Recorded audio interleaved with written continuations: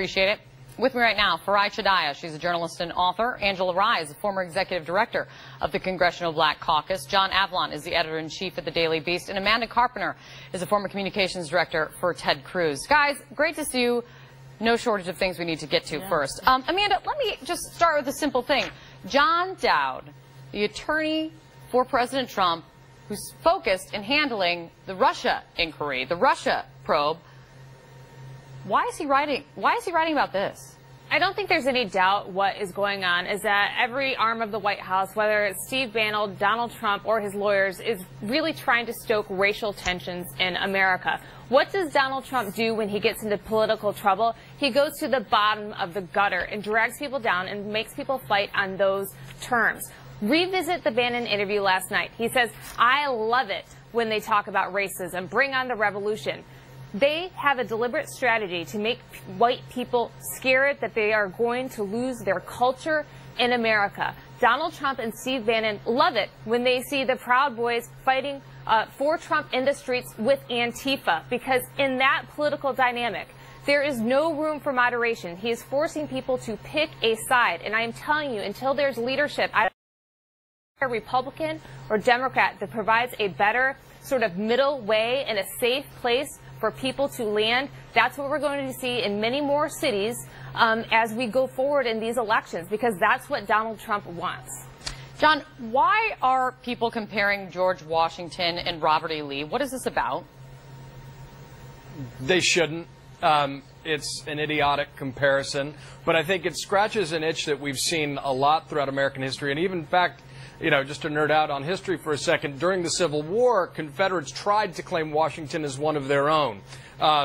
Rebel, slave owner, they said. Some of the arguments that were put in that email that was forwarded by the president's attorney. But it falls apart on the fundamental level that George Washington devoted his life to trying to unite our nation. And Confederate generals made a fateful decision to try to tear apart our nation, and 6 million people died. The line in that email that said both men tried to save our nation just falls apart upon the fastest bit of scrutiny. It's about trying to elevate the South and put it on equal patriotic footing. And what we're talking about, of course, was a treasonous rebellion in which more Americans were murdered than in any other war. And forwarding it on, if you're the president's attorney, we can dismiss as kind of the actions of a drunk uncle, but it speaks to a need for validation that's just not rooted in American history. And he should be ashamed of himself, and he should be focused on larger, bigger things. The fact that the president's doubling down on this, though, says again that tone comes from the top, and he's unfortunately chosen to divide our nation rather than unite it. Well, here are some of the words are sticking out to folks. Farai, let me ask you this. Yeah. The president's tweet, we've read it a few times, but just the very top of it is, "Sad to see the history and culture of our great country be ripped apart," and he goes on because of the Confederate statues. When I read that, the president's tweet also echoes some of the wording. He used the word culture again in that press conference this week, that culture is under attack. I spoke with a former FBI agent last night who's gone undercover, who's infiltrated hate groups, and he says that word is one of those dog whistle words, and he explains it in a fascinating way. Listen to this. So that's long been a dog whistle term, Western culture, that we don't hate anybody, we just want to defend Western culture. But what they mean is Western European white culture. And so when he uses that phrasing of culture and that we want to protect our culture, we're afraid that our culture is under threat from whatever force, multiculturalism, what the Nazis would say is Jewish or internationalist influences. It is a message to them that, yes, this is about our white people being victims in this case, and our right to defend ourselves violently if necessary. Is there a clear indicator? Does the president not understand the words that he's using? Or? He understands perfectly. I mean, he is a media strategist for everything that he does. I mean, I got in trouble with some people early during the campaign by saying that he was a brilliant orator, and they were like, "What do you mean?" I said, I don't believe that he's a great politician, but I covered Sheriff Joe Arpaio. I've met white supremacists in a blizzard. I've been covering the white supremacist movement for 25 years.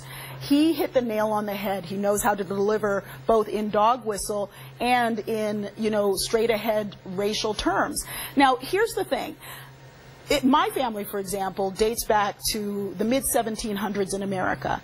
And my family genetically is mixed between Irish, English, and black, and yet everyone in our ancestry line is black. And so we're probably descended from Irish indentured servants and African indentured servants. President Obama is related to a man of African descent who was here in the 1630s. The first capital city of America is Santa Fe, New Mexico, which was founded in 1610. So when white supremacists talk about the original America, it was already multicultural. There were already Latinos. There were already black people. So if we're going to relitigate history, let's start with that. Is it about statues and monuments? I know you saw the interview I did with Corey Stewart, who's trying to run for a Senate seat there in Virginia, and he makes the case that it is about statues and monuments, and everyone's trying to make it about something else. I think that we have to get to the heart of the problem here, and the heart of the problem is the way in which many of us were taught American history. American history is not all glorious, and even though I love John to death, I couldn't disagree more about George Washington. George Washington was a slave owner, and we need to call slave owners out for what they are. Whether we think they were protecting American freedom or not, he wasn't protecting my freedom. I wasn't someone who, my ancestors weren't deemed human beings to him. And so to me, I don't care if it's a George Washington statue or a Thomas Jefferson statue or a Robert E. Lee statue. They all need to come down. There is a way that we can recognize and appreciate. I'm not finished. You're feeding into Steve Banning and Trump's talking points. No, but I'm not, John. I'm gonna finish my point. I'm going to finish my point. I'm not feeding into white supremacy. I'm calling out white supremacy for what it is. And sometimes what it is, John, are blind spots. Sometimes what it is not acknowledging that this country was built upon a very violent past that resulted in death and the raping and the killing of my ancestors. So I'm not going to allow us to say that it's okay for a Robert E. Lee but not a George Washington. We need to call it what it is. And I'm not saying that they don't deserve to be taught about. We definitely need to learn about it so we don't repeat it, because we're very close to repeating it right now. But I'm not giving any deference to George Washington or to Robert E. Lee. Well, let me jump in with Go ahead, John.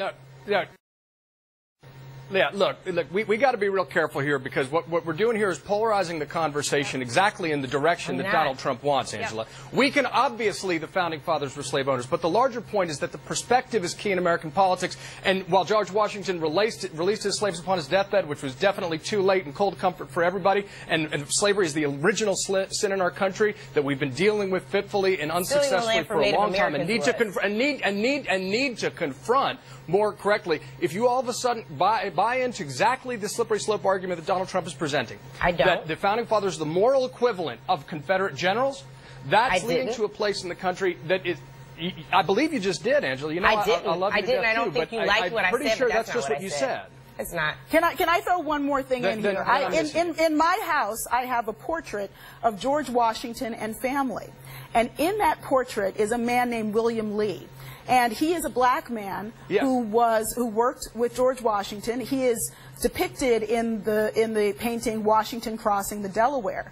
And yet George Washington, this same man who I believe was a hero, also pursued his runaway slave Ona. And there's a new book out called Never Caught. So here's George Washington was a complex man who was a hero, who validated this man William Lee, who served beside him, and yet who pursued a runaway slave all across America. So I'm someone who can believe in the nuance of heroes. There are no people who are heroic who don't have lead feet.